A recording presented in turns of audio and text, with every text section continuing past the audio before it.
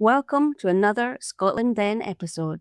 In this episode, I'll be highlighting newspaper stories from the Scotsman on the 24th, the 25th, the 28th, 29th and 31st of August and the 3rd of September 1981, around the time of Aileen Printie's murder. I know this is the second Scotland Then episode in a row, but a normal Scottish Murders episode will be released next week.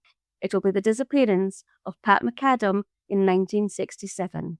Okay, let's go back to August 1981, when I was only 3 years old. So, as the newspaper stories are from August in Scotland, there was a lot of articles about the Edinburgh Fringe, but the one I picked to share with you was written by Anthony Troon, because it really transported me back there, and it made me smile. Normally, I would rewrite each article I come across into my own words, but in this case it was just such a well-written, slightly strange article that felt that it could have been part of the Fringe itself that I didn't think I could do it justice by rewriting it. So on this occasion, I'm going to read out the article headed "Fringe Takes to the Streets" by Anthony Troon in the Scotsman on the 24th of August verbatim, and it is as follows. Here is a short review of the High Street, Edinburgh, from the Hunter Square Junction at the east to St Giles Street at the west, including Parliament Squares, east and west, and the Waxworks and Wireworks courtyards. It's not often you're asked to review a street, so you have to get it right. The theory was that 59 half-hour events would take place there yesterday between 1 p.m. and 6 p.m, and quite possibly this is precisely what happened. Nobody could be sure. But what did materialise was a great street charivari, in which the immovable listened to the inaudible, the ineffable watched the indefinable, while eating the indigestible. And even the pushing and shoving was done in a spirit of cultural thirst. It was a chance to see how wide is the Fringe's spectrum this year. The limited company were doing a piece of allegorical grotesquerie involving murder and hanging, only yards from where the fourth children's group's mouths were working in silent song, totally unable to overcome the sound of someone from another show playing the Australian national anthem on the saxophone. There were even people who weren't expected. 7 monks of mixed sex, including the only holy brethren to wear blue drop earrings, were cavorting about in heavy habits, giving a taste of what seemed like a lively and original show. Yet this fairly solid theatre company don't even have a theatre, and merely put on their show whenever they find a gap in the street. And yes, there were people in the high street yesterday watching empty gaps by mistake, while the show they were anticipating happened somewhere else. There was a children's theatre with exotic costumes, and elsewhere reggae songs about body odour. Nothing, however, nice or nasty, was overlooked in the high street yesterday afternoon. There was even a blue rinse lady in the window seat of a cafe, stirring brown rinse tea and watching the goings-on with blank incomprehension. At that point, she became part of the Fringe too. I really enjoyed this article, and I hope you did too. Okay, now on to something a bit more serious in our next story, which was headed "Forensic Scientist Discredited." The Home Secretary at the time, William Whitelaw, announced there was to be a review of criminal cases involving discredited forensic scientist Dr. Alan Clift, following revelations that Clift's flawed evidence led to the wrongful conviction of John Preece for murder. John Preece, a lorry driver, was sentenced to life in 1973 for the killing of Mrs. Helen Will in Aberdeen, based largely on forensic testimony by Dr. Alan Clift that was later proven unreliable. John Preece was released in 1981 after serving 8 years, when the appeal court ruled that the jury would not have convicted him had they known key details omitted from Alan Clift's report. Dr. Alan Clift, who had been suspended on full pay since 1977 and was finally given 6 months' notice of compulsory retirement in September 1981, had failed to disclose crucial blood grouping results in his rewritten report for the Scottish trial. The original English version had stated that Helen Will's blood group matched John Preece's, a fact later deemed significant. The appeal court emphasised that forensic scientists must present all relevant facts, leaving interpretation to the court.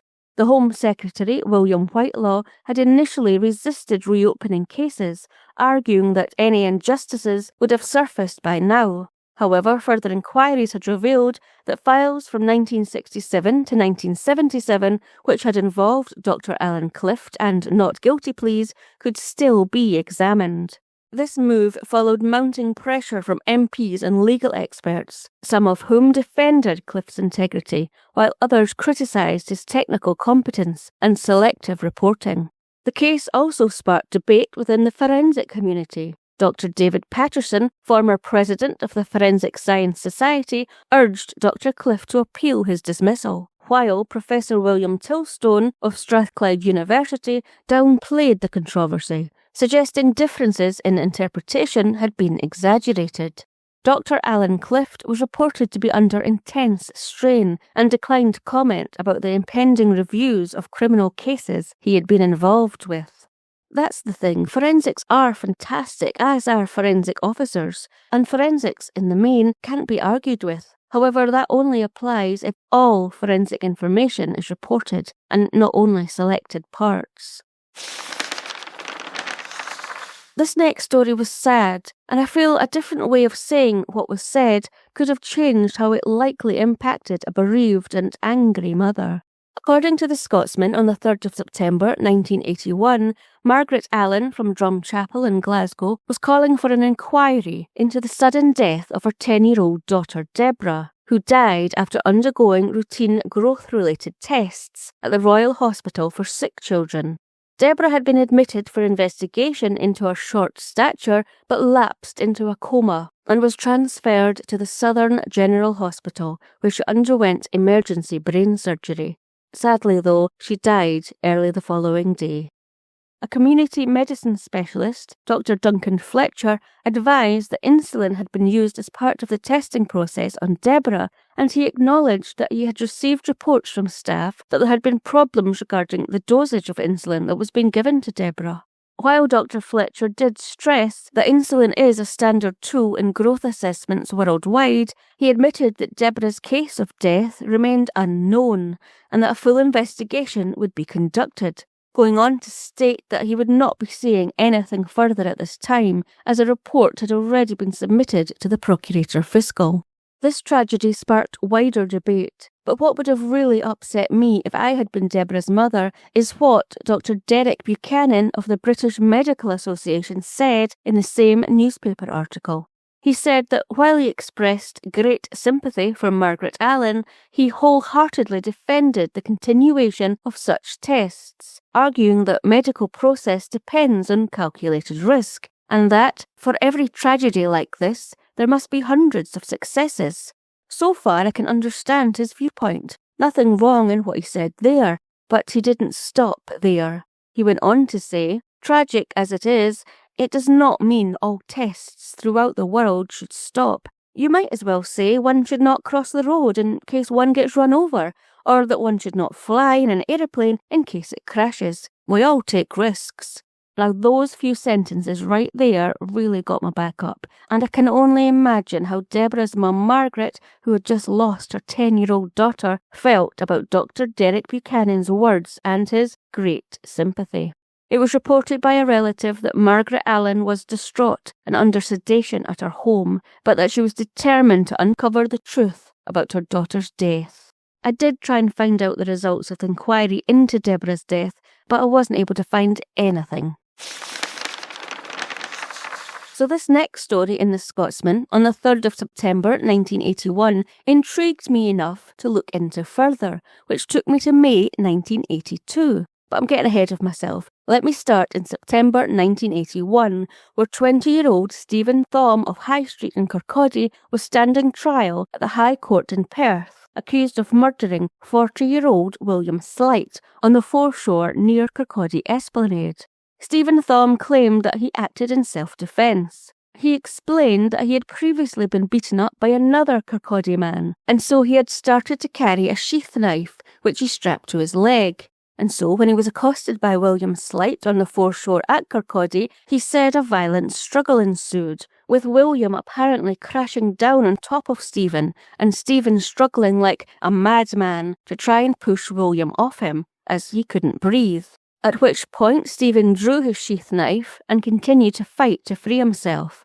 Stephen said that he'd forgotten about the knife completely and never had the sensation of anything going in or out, but thought I had perhaps stabbed him once or twice, but it didn't look severe, and he could hear William breathing heavily. Stephen Thom then admitted that he took William's wallet in the hope of trying to identify him, denying any intent to rob him. It was reported in court that Stephen had actually stabbed William repeatedly. And that was all I could find from September 1981, or the rest of that year. Only one article about the murder trial, and no outcome. I almost gave up and wasn't going to tell you about this story at all, as who wants to hear a story with no outcome when there clearly should have been one? But I persevered and eventually struck gold when I came across the second article about this case on the 7th of May, 1982. From that article, I found out that at the end of the 5-day trial, the jury unanimously found Stephen Thom guilty of murdering father of two William Slight, and he was sentenced to life imprisonment. But that wasn't the end of the story, as the 1982 article was headed Murder Conviction Quashed. Apparently, Stephen Thom had been granted an appeal of his conviction, which was heard by 3 appeal judges at the Court of Criminal Appeal in Edinburgh.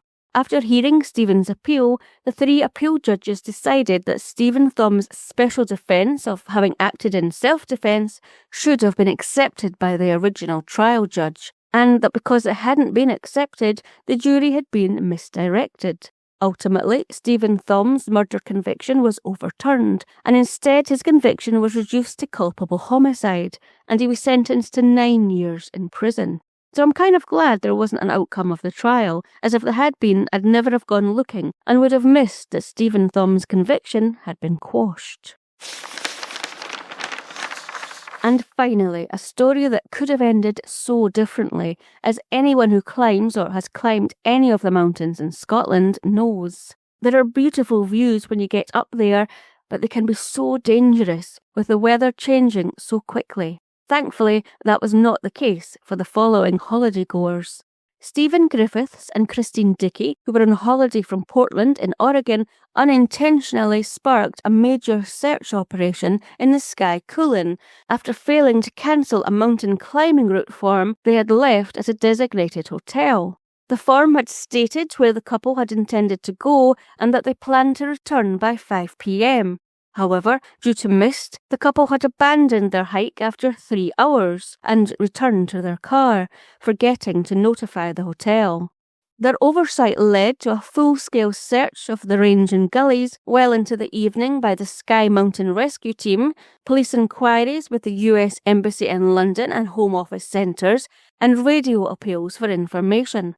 The couple were eventually located when an English holidaymaker, who had met them on the far side of the mountains, recognised their car when he heard the appeals on the radio and reported their car's licence number to the police. Stephen and Christine were met by police officers as they disembarked the Hebrides ferry at Tarbert in Harris, surprised by the scale of the response. Stephen expressed deep regret for the confusion, saying that they were extremely sorry for the trouble caused. And that brings us to the end of another Scotland Then episode. I hope you enjoyed it. Next week, I hope to release a normal Scottish Murders episode covering the case of Pat McAdam. So until then, I've been your host, Dawn.